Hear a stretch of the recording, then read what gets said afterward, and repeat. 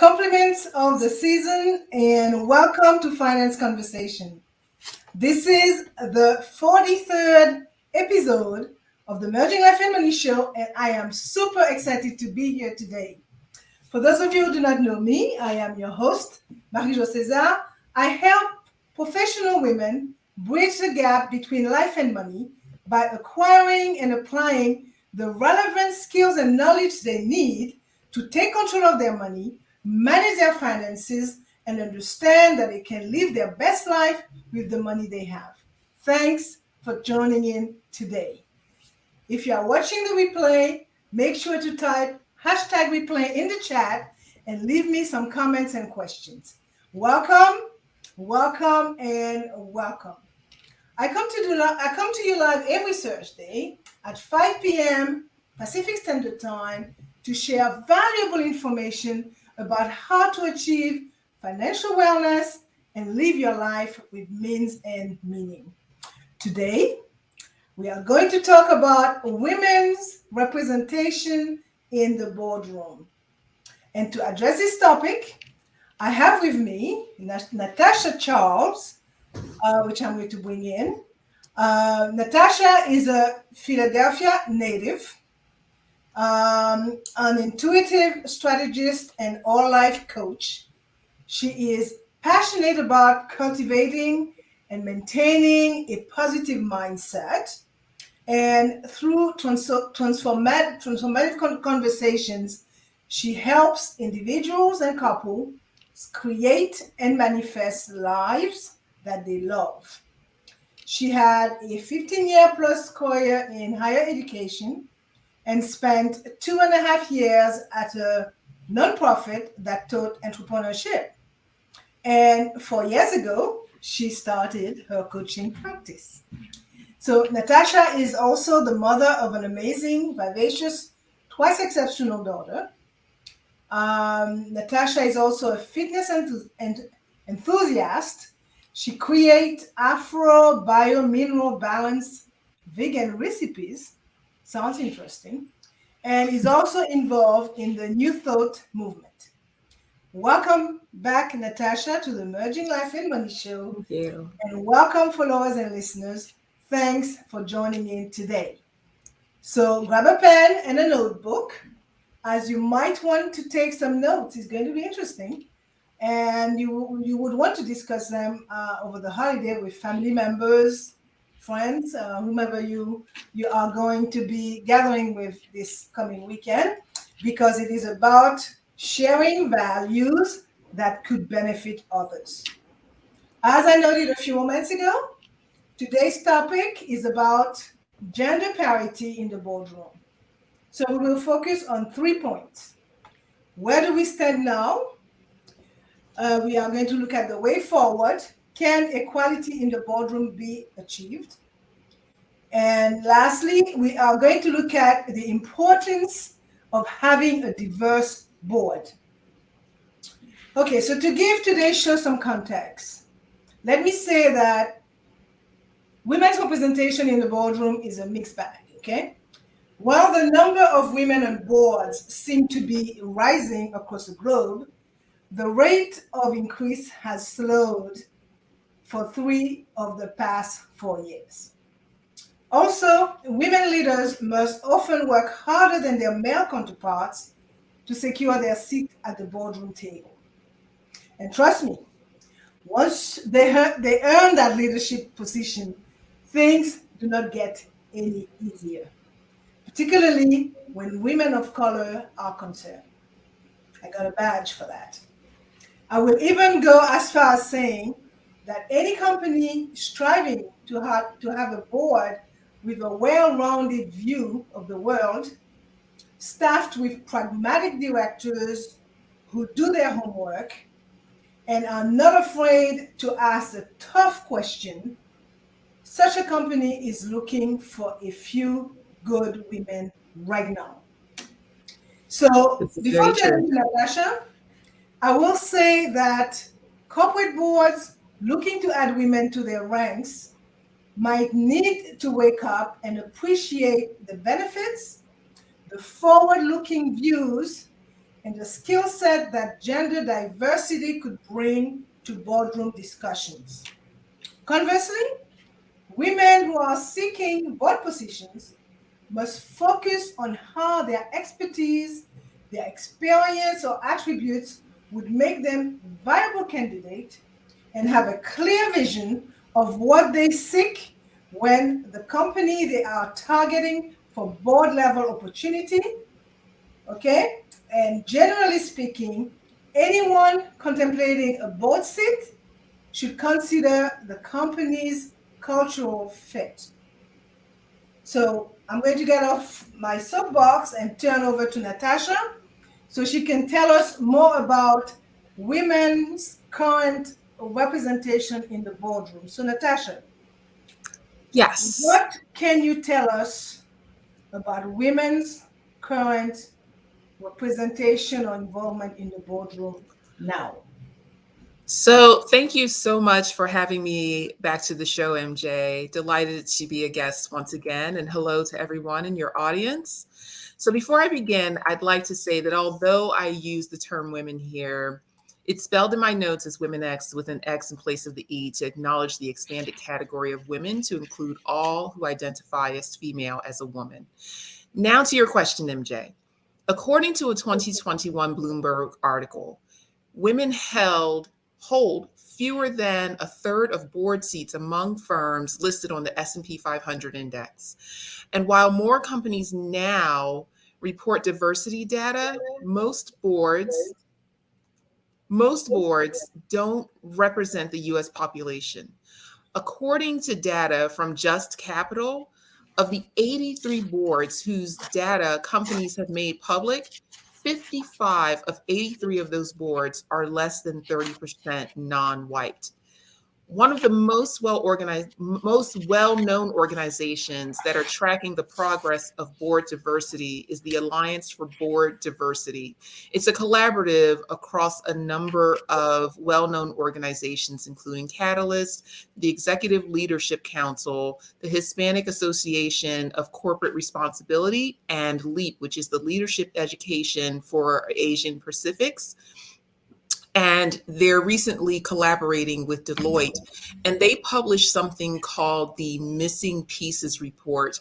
It's a board diversity census of women and minorities on Fortune 500 boards. Now, the ABD has set a goal of 40% diversity on Fortune 500 boards. And according to ABD's most recent Missing Pieces report, minority participants comprise 17.5% of Fortune 500 board members. The 2020 analysis of public filing shows 200 companies with greater than 40% diversity, an initial public percentage goal set by the ABD in 2004. This is nearly 4 times the number of companies than it was a decade ago. In the Fortune 500, 974 board seats were filled by directors new to Fortune 500 boards. Of those 974 board seats, 81% were filled by white directors. 81%, let me say that again, with 53.8% filled by white men. 53.8%. And of those directors new to the Fortune 100, 79.9% of board seats were filled by white directors, with 52.1% filled by white men, an increase from 51.2%. So it's gone up since the last edition of the census, which was in 2018. There are 6 companies that remain comprised completely of white male board members. 5 of those 6 companies have been comprised of entirely white males since 2016. In 2016, there were 15 boards with 0 gender, racial, or ethnic diversity. The ABD and Deloitte acknowledge that the progress made on overall diversity has largely been due to the increase of white women on boards.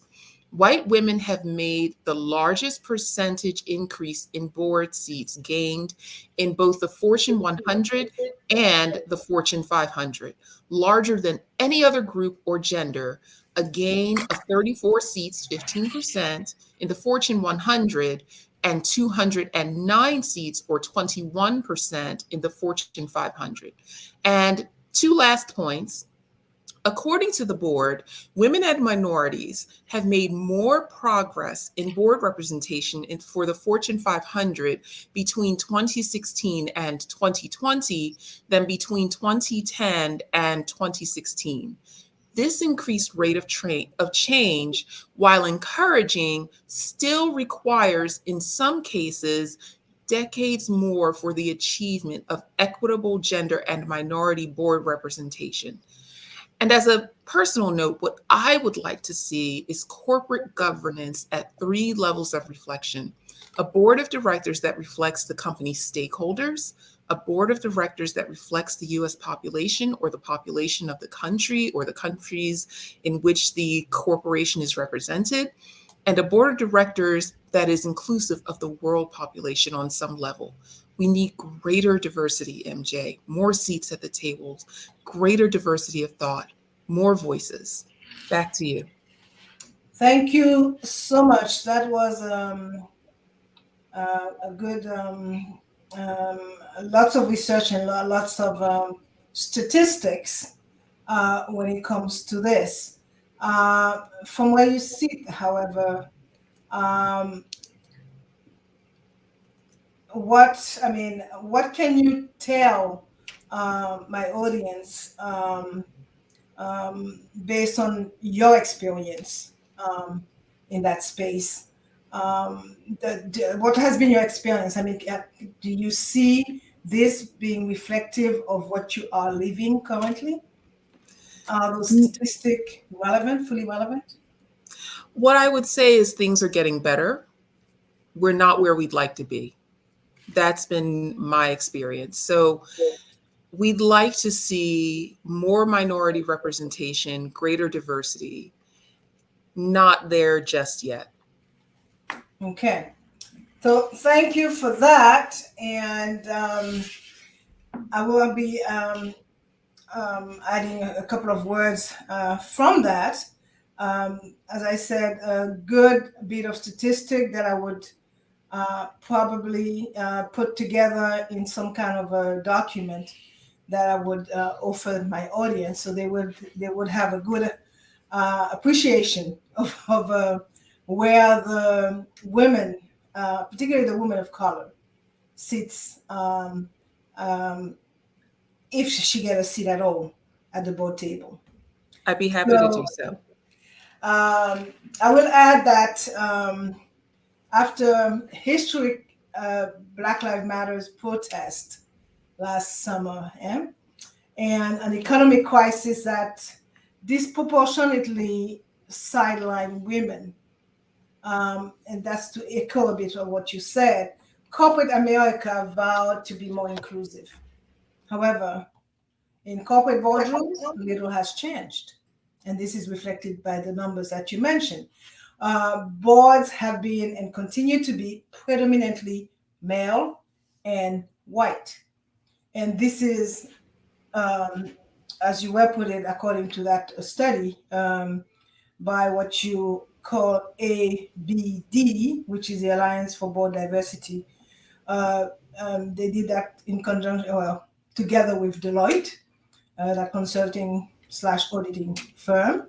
So the same study also found that white women gained the greatest number of seats, right? Increasing their presence at Fortune 100 companies by 15% and by 12% at Fortune 500 companies. So the point I want to make here, in total, women still represent just about a teeny bit, Right. a And fifth minorities of even less so. all board seats, right? Yeah, And for minority sure. women, sorry? No, I was just commenting, chiming in, and minorities even less so. Women, and even to a lesser extent, minorities. And if you break it down even further into things like Black men who have lost ground, and even further, if you're thinking about Asian and Pacific Islanders, I have tons of data. Of course, we won't go into all of that Yeah, now, but just chiming sure. in. clearly, but to second what you're saying. yeah, and the minority women, which include, as you well said, blacks and Hispanic and Asian women, represent even the smaller slice of boardroom at both the Fortune 100 and Fortune 500 company. And more than half of the directors newly appointed to board seats in the last year Right. were white male, right? Right. So my next question for you will be, can equality be achieved in the boardroom? So, in short, the answer, MJ, is yes. Gender equality can be achieved in the boardroom, as can greater minority representation. The ABD has set a goal, as I previously mentioned, of 40% women and minorities holding Fortune 500 board seats, a goal that may not be achieved for some time, given the pace of what's been happening.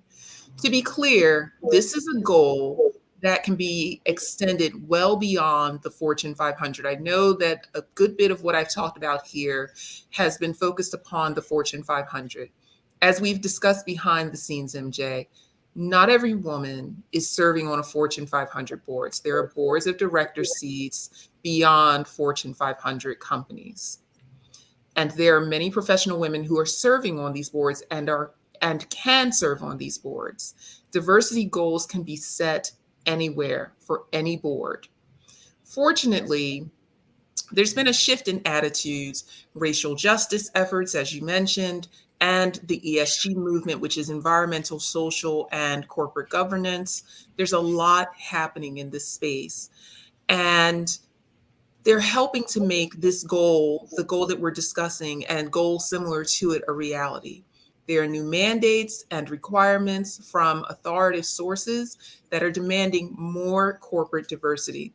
For example, California and Illinois have passed laws mandating that corporations based in their states add women and members of underrepresented groups to their boards. NASDAQ Inc. now requires companies listed on its exchange to publicly disclose board level diversity statistics using a standardized template and have or explain why they do not have at least two diverse directors. And two last points. Goldman Sachs will no longer fund IPOs for companies with all male, all white boards. In response to these new mandates, MJs, and these requirements, the number of companies recruiting women and minorities and publicizing the results of their efforts has increased. So we are seeing some impact. It Okay. is possible to achieve this. Well, that's good that we're seeing some impact, but it's clearly a pattern, right? So the only way that you get invited to sit at a board would be based on your network, based on your net worth as well. And we know exactly what's going on, right? So let's face it, right? Women make the world go around, literally.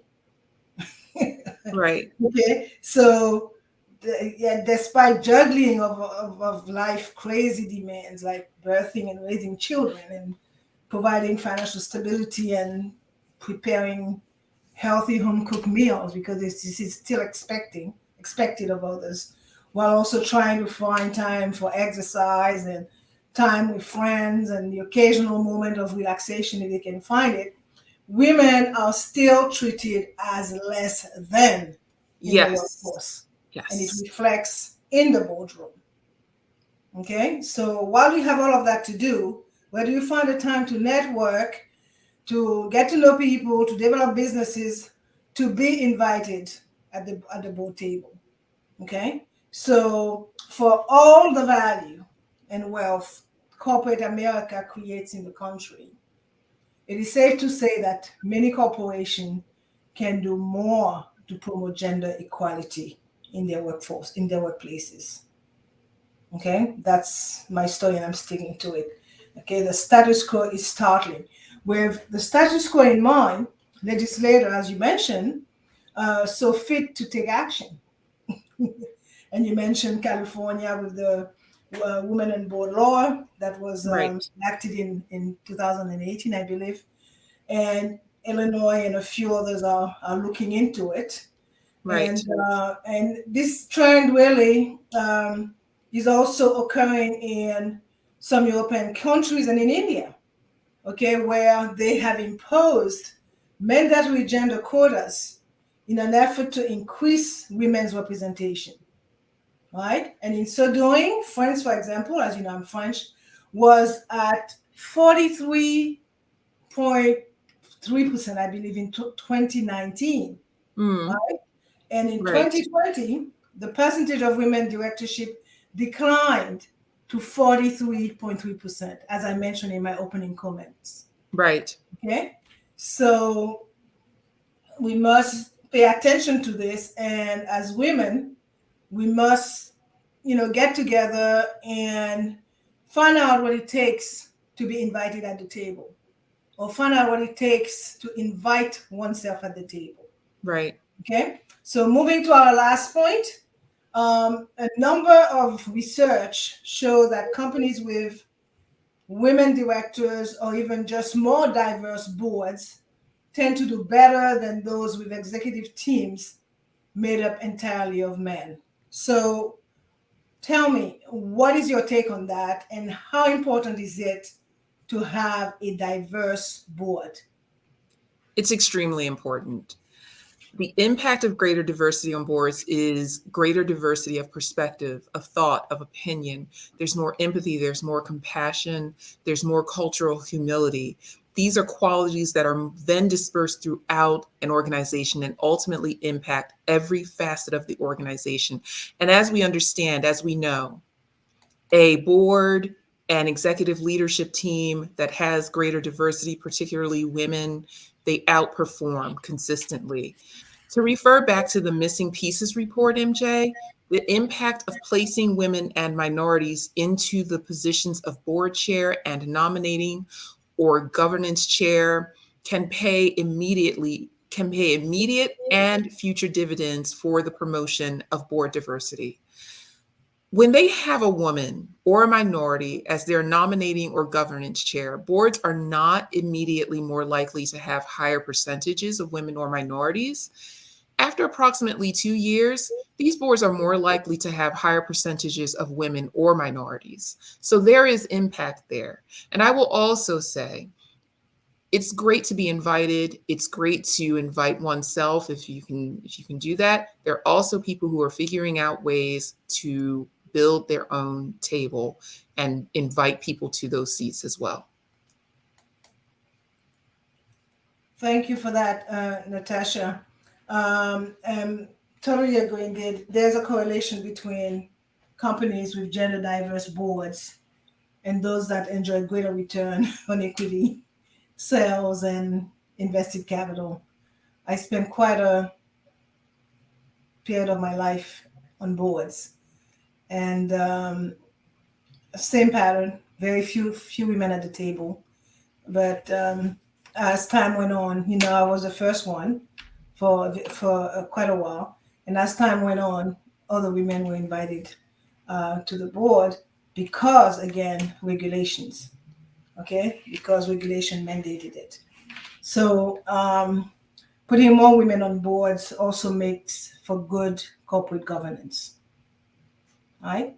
And high performing board, I would say, would consist of a group that generates and carries out the best ideas, and those ideas arise only when a diverse pool of thoughts is brought to the table. Okay? Right. So, and with a gender imbalance, boards can experience what they call the groupthink, right? And they can fail to see and account for perspective that could enhance company performance, right? And in contrast, boards with gender diversity more closely reflect society, right? And at the end of the day, whether or not we want to like it, diversity is crucial in helping board navigate and plan a company's future. Absolutely. Well said, MJ. Okay, so looking at the time, believe it or not, we've been talking for 25 minutes. Interesting discussion. I'm going to wind down and I will sum it all up. Today we talked about parity in the boardroom and focused on where we stand now, the way forward, can equality in the boardroom be a possibility? And we also spoke about the importance of having a diverse board.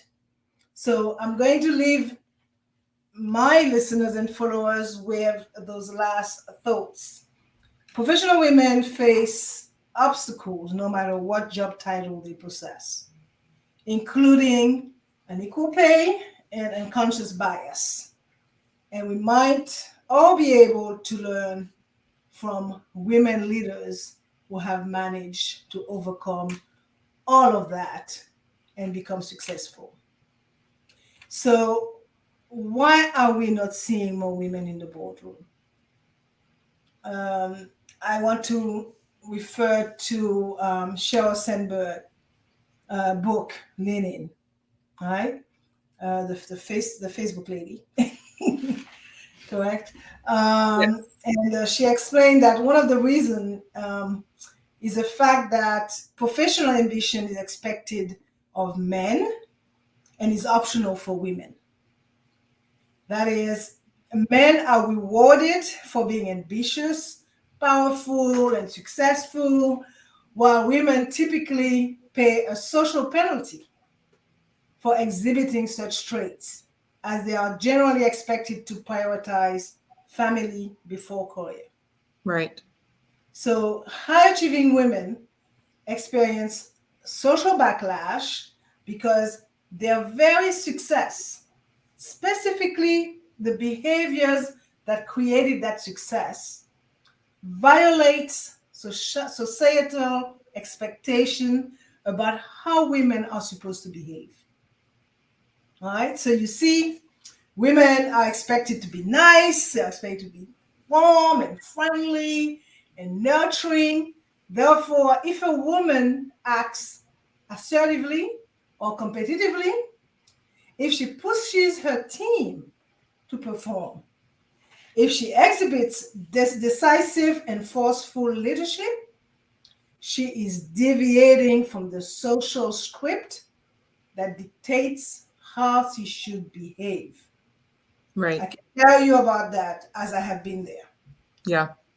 Okay, so turning over to you, Natasha, one more time. Um, Absolutely. I really thank you for your contribution to the show today.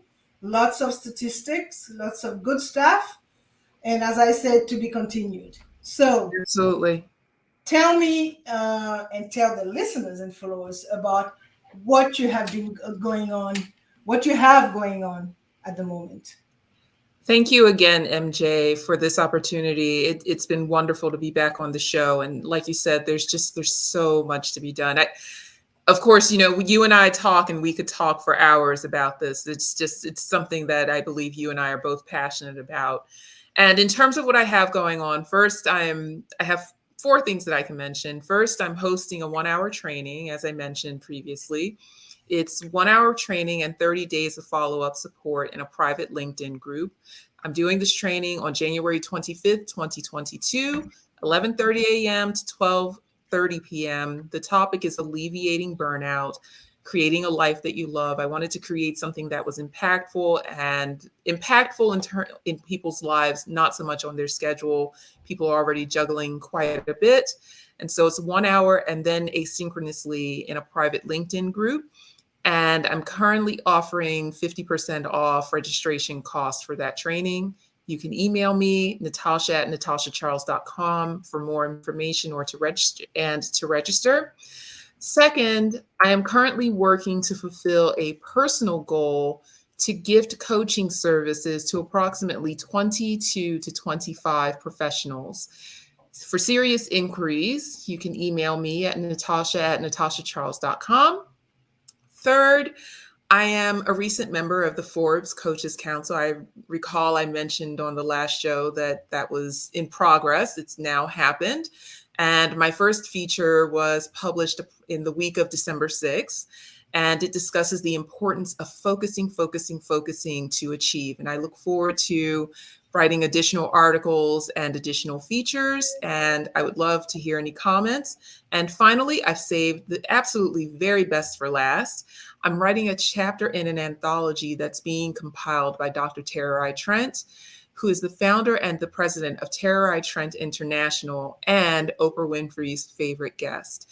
Dr. Trent has an amazing story of transformation and manifestation, and I encourage everyone to learn about it. The moment you hear her story, you have no question as to why Oprah Winfrey says Dr. Tara I. Trent is her favorite guest. I wholeheartedly just love her story. It's amazing. Well, thank you, Natasha, for that. And I will like to take a little time to congratulate you on your achievement, and wishing you the best for your workshop that's coming up next year, January. You said the 26th? 25th, Tuesday, the 25th of January, The 25th. 11:30 a.m. Eastern Time. It starts. Right, and I surely hope that listeners and followers enjoy the conversation. And I promise that we will continue to address many, many more topics related to women in leadership. And before I forget, Natasha, could you give the audience some, I know you talk about contact information regarding the workshops. Sure. And I believe I have some information on the banner there that I could also show. But if you could give them, if someone wanted to contact you, if you have a phone number or what the best way to contact you. You have all your information at the bottom, but it's kind of Sure. hard sometimes. So if you could let the And it's also in my background. So my website is natashacharles.com. My email address is natasha@natashacharles.com. I'm pretty frequently on LinkedIn. You can send me a message there. I also have a presence on Facebook, Instagram, Twitter, and Pinterest as well. Good. As you know, I like to end the show with a quote, and today's quote is from Anne Mulcahy. Anne is the former chairperson and CEO of the Xerox Corporation, and it reads, "We are long past having to defend or explain why women should be on boards, given all the data that shows how companies with female as well as male directors perform better." Hear, hear. It is unfortunate, though, when companies with a large percentages of women constituents do not reflect that in their boardroom. A big thank to you, Natasha, for your awesome contribution today. Thank you, thank you, thank you. And thank you, MJ. Happy holidays to you. Happy holidays to you as well. For more information about how to achieve financial wellness from the inside out and live a purposeful life with the money you have, join me next week, Thursday at 5 p.m. Pacific time, 6 p.m. Mountain time, 8 p.m. Eastern time, 9 p.m. Atlantic time for my Bermuda pips, and 10 a.m. Friday, Brisbane, Australia time for my Australian mates. Next Thursday, Anne-Michelle Hart, a regular contributor to the Merging Life and Money show, will be joining me, and we will be talking about an estate planning related topic to close the year 2021. Thank you for being here today on the Merging Life and Money show. I am your host, Marie-Jo César, and I will be back again next week. Until then, continue merging life and money, and may the magic of Christmas, Kwanzaa, or whatever holiday you celebrate, fill your home with joy and peace. Let us not forget the reason for the season. Bye for now.